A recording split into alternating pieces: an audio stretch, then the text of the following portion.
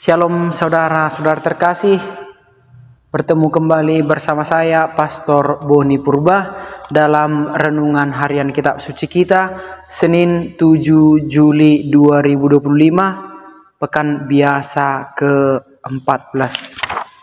Bacaan Injil yang kita renungkan hari ini yakni dari Matius 9 ayat 18 sampai 26. Sekali peristiwa datanglah kepada Yesus seorang kepala rumah ibadat. Ia menyembah Dia dan berkata, "Anakku perempuan baru saja meninggal.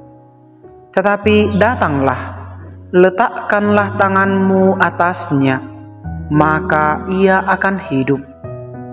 Lalu Yesus pun bangun dan bersama murid-muridnya mengikuti orang itu. Pada waktu itu, seorang wanita yang sudah 12 tahun lamanya menderita pendarahan, maju mendekati Yesus dari belakang dan menjamah jumbai jubahnya. Karena katanya dalam hati, "Asal kujamah saja jubahnya, aku akan sembuh." Tetapi Yesus berpaling dan memandang dia serta berkata, "Teguhkanlah hatimu, hai anakku, imanmu telah menyelamatkan dikau." Maka sejak saat itu juga sembuhlah wanita itu. Ketika Yesus tiba di rumah kepala rumah ibadat itu dan melihat peniup-peniup seruling serta orang banyak yang ribut, berkatalah Ia, "Pergilah, karena anak ini tidak mati, tetapi tidur." Tetapi mereka menertawakan Dia. Setelah orang banyak itu diusir, Yesus masuk. Dipegangnya tangan si anak, lalu bangkitlah anak itu. Maka tersiarlah kabar tentang hal itu ke seluruh daerah. Demikianlah sabda Tuhan. Saudara-saudari terkasih, Injil hari ini mengisahkan tentang dua kejadian di mana Yesus menaklukkan kematian dan sakit. Yesus berkuasa atas segala penyakit, termasuk penyakit kronis, bahkan kematian sekalipun. Yang pertama, Yesus menyembuhkan seorang perempuan yang sudah mengalami pendarahan 12 tahun. Lalu yang kedua, Yesus membangkitkan seorang anak perempuan dari pembesar rumah ibadat. Dari dua kisah ini saya merenungkan demikian.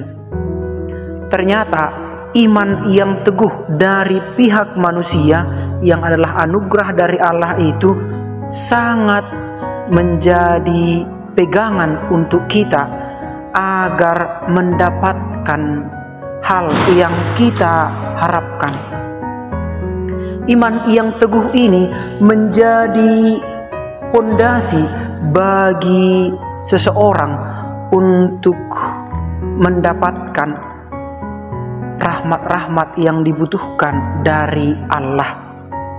Saudara-saudari terkasih, kalau kita lihat pembesar rumah ibadat tadi, dia sudah tahu bahwa anaknya telah mati, tetapi berkat imannya dia tetap meminta kepada Yesus, percaya kalau Yesus akan memberikan kehidupan kepada dia.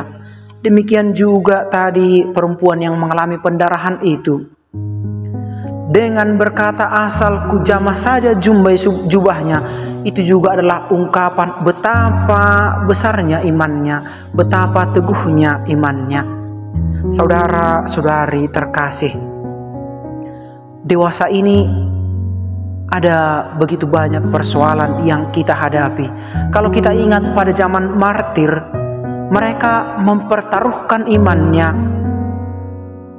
Bahkan mereka mempertaruhkan nyawa mereka sendiri untuk memperjuangkan imannya.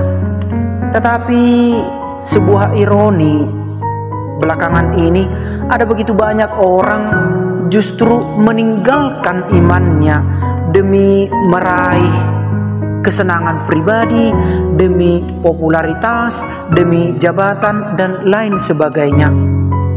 Ada begitu banyak tawaran-tawaran yang menggiurkan, yang membuat seseorang gampang untuk meninggalkan imannya. Pertanyaan refleksi untuk kita, saudara-saudara terkasih, bagaimana dengan kita? Sejauh manakah aku telah berpegang teguh pada imanku?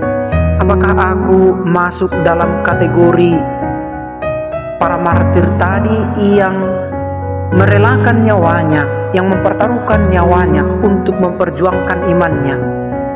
Atau seperti kisah Injil tadi, si pembesar rumah ibadat dan si perempuan yang mengalami pendarahan tadi, demi kesehatan dirinya, demi kebaikan dirinya, dia mengimani Yesus sepenuhnya.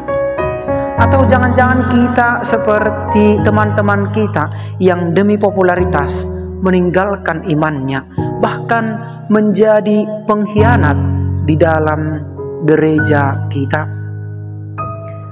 Dari sebab itu, saudara-saudara terkasih, mari kita mohonkan kepada Tuhan supaya kita diberikan iman yang teguh, iman yang tangguh, agar kita mampu dapat bertahan melawan segala godaan-godaan yang ada di sekitar kita.